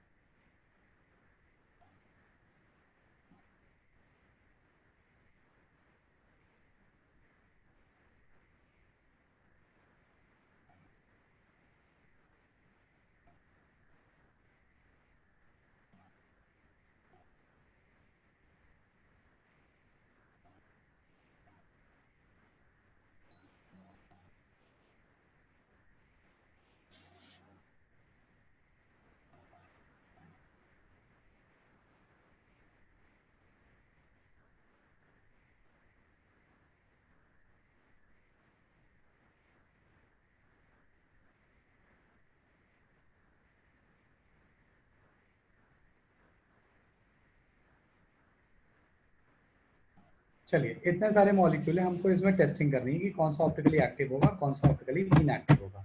मैं कुछ आपको करके दिखा रहा हूँ, बाकी आपको खुद से करना है। ठीक है, जैसे हम लोग फर्स्ट वाला अटेम्प्ट करते हैं सबसे पहले। तो हमको देखिए क्या देखना होगा, हमको प्लेन देखना है, या तो प्लेन ऑफ सिमेट्री हो या सेंटर ऑफ सिमेट्री हो। दोनों में कुछ भी हुआ तो ऑप्टिकली इनएक्टिव हो जाएगा। अगर इन दोनों में कुछ भी नहीं है तो ही ऑप्टिकली एक्टिव होगा। जैसे फर्स्ट वाला है, इसमें आप देख रहे होंगे कि दोनों सीएल को मैंने वेज पे दिखाया। तो अगर मैं देखो ये बीच से ऐसे कट कर दूं इसको यहाँ से, तो ये वाला पोर्शन और ये वाला पोर्शन ये सिमेट्रिक हो जाएगा। तो हम लोग बोलेंगे कि दिस इज पीओएस, मतलब plane of symmetry. Plane of symmetry मिलते ही ऑप्टिकली इनएक्टिव हो जाएगा, ऑप्टिकली इनएक्टिव हो जाएगा। बट लेट्स चेक क्या सेंटर ऑफ सिमेट्री भी है, जरा देखते हैं। हालांकि जरूरत नहीं है, बट फिर भी फॉर आवर नॉलेज पर्पस।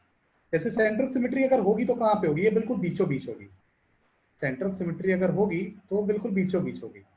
अच्छा, अब इसको चेक करने का तरीका क्या है? आप इस तरफ भागो, let say we are moving towards this CL, तो हमें क्या मिलेगा? हम ऊपर जा रहे हैं ना, वी आर गोइंग अप, तो हमको ये सीएल मिल गया। अब तुरंत 180 डिग्री से वापस आओ, क्या वहां तुम्हें कहीं पीछे सीएल मिल रहा है क्या?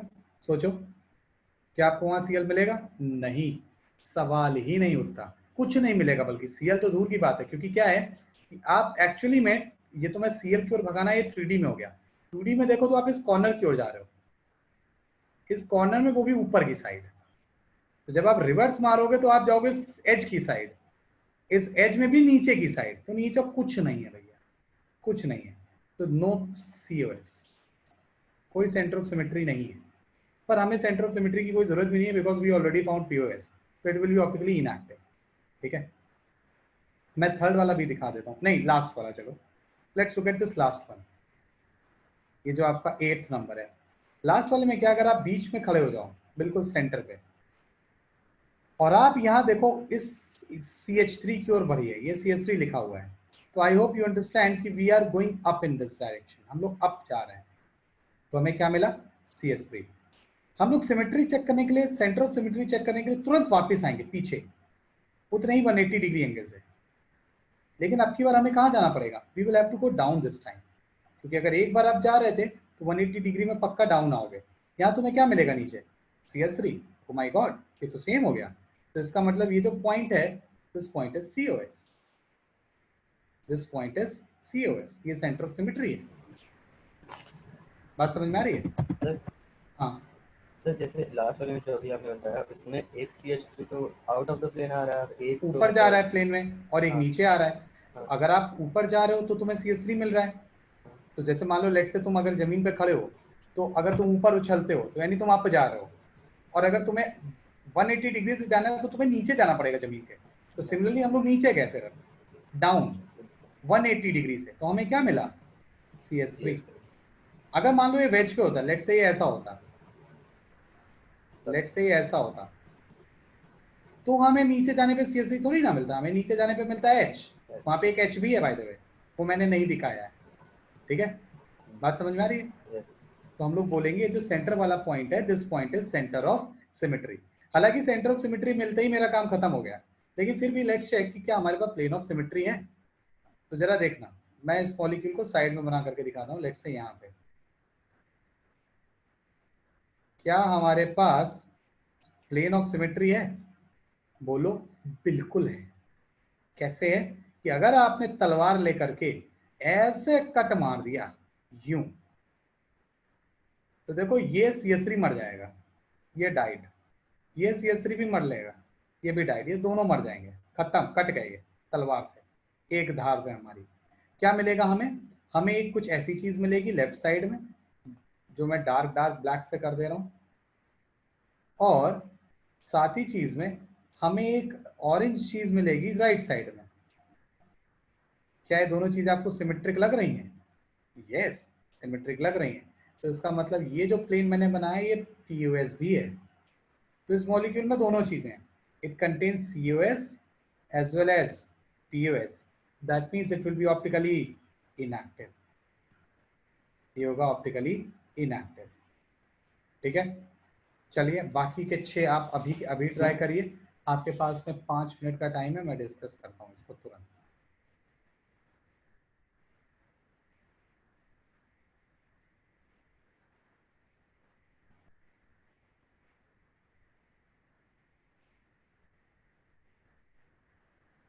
या चलो क्लास में डिस्कशन के लिए हम लोग ये 5th वाले को उठाते हैं। 1 हो गया, 2 हो गया, 3 हो गया, 4 हो गया, 5 हो गया, 6, 7, 8। 1 और 8 तो ऑप्टिकली इनएक्टिव निकला है।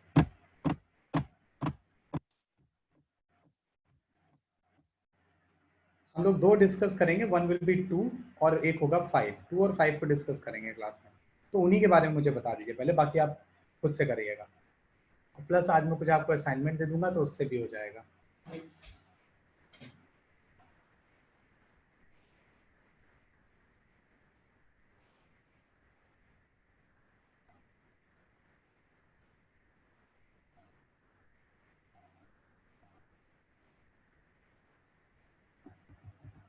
कम on, we can do it. Second और फिफ्थ को जल्दी से बताइए।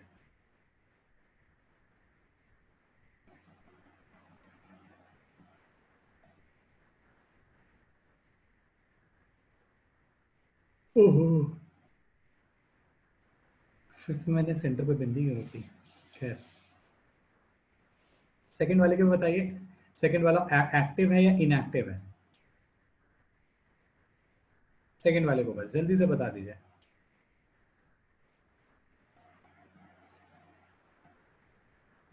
सेकंड और फिफ्थ को करना है हमें।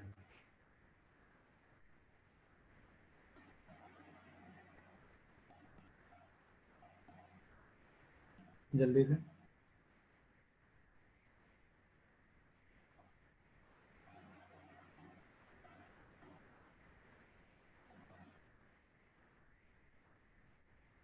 सेकंड वाला है, जल्दी से इसको हम लोग डिस्कस करते हैं। आप लोग थोड़ा आंसर्स भेजिए मुझे। तुमने बोला दोनों ही ऑप्टिकली इनएक्टिव है, अच्छा।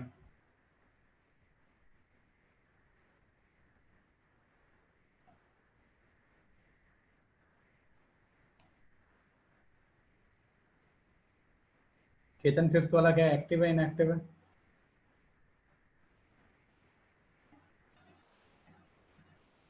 सेकंड में सीओएस प्रेजेंट है, सेंटर ऑफ सिमेट्री देख सकते हो तुम? अच्छा, ठीक है, तो सीओएस होने से तो वो इनएक्टिव हो गया। चलो सेकंड और फिफ्थ के लिए इतना टाइम इनफ है, इससे ज़्यादा टाइम नहीं मिलता, ठीक है। अब जरा देखिए सेकंड वाले को, अगर आप गौर से देखो तो देखो मैं सबसे पहले दिखा देता हूँ कि देयर इज नो पीओएस। मतलब अगर आप ऐसे लाइन खींच देते हो, लेट्स से अगर आपने ऐसे लाइन खींच दी और कहो सर देखिए ये पीओएस है, तो this is not a POS, ये कोई पीओएस नहीं है, प्लेन ऑफ सिमेट्री नहीं है। व्हाई? बिकॉज देखो इस पीओएस के, अगर आप इसको पीओएस बोले तो देखो इसके स्ट्रक्चर्स कैसे हैं। आपको अगर आपने ऐसे कट कर दिया बीच से तो आपको ऐसी चीज मिलेगी। मैं इसको यहाँ पे बना रहा हूँ थोड़ा, एक ऐसे मिलेगा कुछ और एक ऐसे मिलेगा कुछ। एक में सीएल ऊपर जा रहा होगा, एक में सीएल नीचे जा रहा होगा। तो क्या दोनों चीजें सिमेट्रिक हैं क्या? नहीं, तो ये पीओएस तो नहीं है।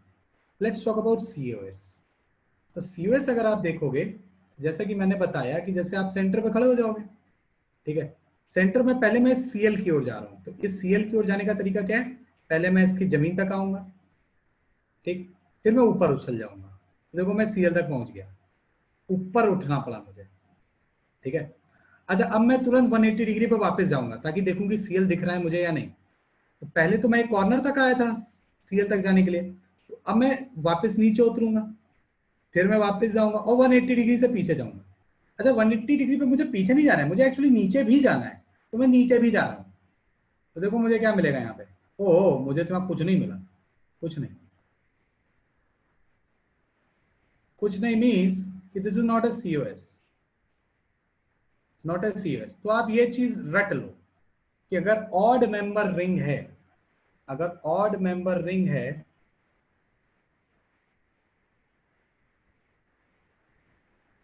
तो उसमें सीओएस को भूल जाओ, सीओएस होगा ही नहीं कभी। ऑड मेंबर में you will never get a COS, ठीक है।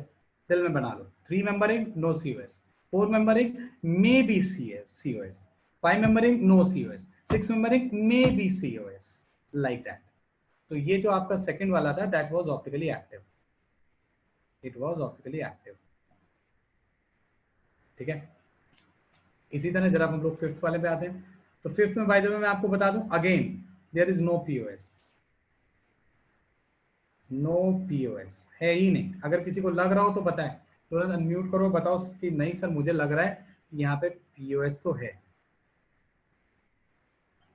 किसी को लग रहा हो तो तुरंत बताएं।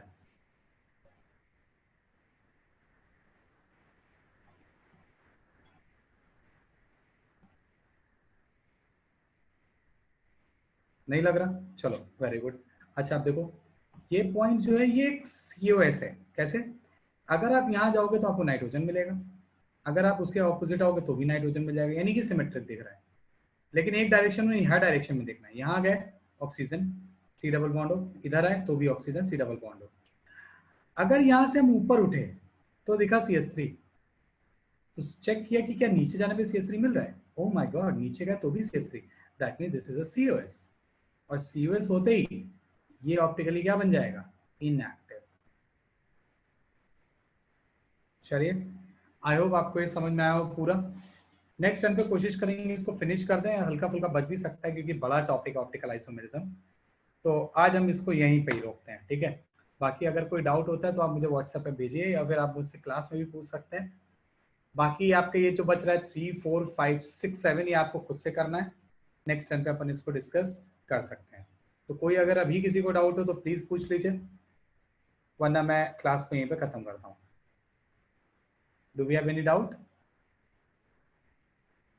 किसी को कोई डाउट है? नहीं? सर हाँ बोलिए। No sir. सर वो सेकंड वाले जिसमें साइक्लोप्रोपेन वाला जो स्ट्रक्चर है, हाँ उसमें अगर देखें तो सर एक बार सीएल की तरफ से ऊपर गया चलो ठीक, देखो सेंटर ऑफ सिमेट्री। बस बस समझ गया। तुम्हें पॉइंट ऑफ सिमेट्री नहीं समझ में है ना, सेंटर ऑफ सिमेट्री। हाँ तो थोड़ा उसमें दिक्कत है। देखो मैं इसको मैं थोड़ा सा घुमा करके बना दे रहा हूँ, शायद तब तुम्हें बेटर समझ में आए। इसको मैंने थोड़ा सा रोटेट कर दिया, दिख रहा है? दिख रहा है? I have rotated it by, let's say कितने डिग्री से रोटेट किया, ऑलमोस्ट 90 डिग्री से कर दिया है, नहीं 60 डिग्री से किया ऑलमोस्ट, ठीक है। ये थोड़ा सा रोटेशन समझ में आया, हल्का ऐसा तो घुमा दिया, हाँ ठीक है। नाउ चेक, अब देखो जरा सा, अब बहुत तरीके समझाने के, तो मैं जहाँ ना जाऊँ 2500 तरीके मुझे आते हैं। जरा देखो, अब यहाँ पे Cl एक है, यहाँ पे भी एक Cl है, तो जब मैं इस डायरेक्शन में जाऊँगा ऊपर की ओर तो मुझे क्या मिलेगा, Cl। अच्छा अब बताओ क्या मैं वापस इस डायरेक्शन में आऊँगा क्या, ये जो मैं इधर आ रहा हूँ है सर, उधर है, क्या, उधर नहीं जाएंगे, इस तरफ थोड़ी ना जाएंगे हम लोग, तो यहाँ जाएंगे इस तरफ, इस डायरेक्शन में ना, ये नीचे कहीं इस तरफ आएंगे, तो इस तरफ हमें क्या मिलेगा, कुछ नहीं। Are you getting this? हाँ तो इसलिए हम लोग बोलेंगे कि ये सेंटर ऑफ सिमेट्री नहीं, ठीक? कोई डाउट नहीं। चलो ठीक है।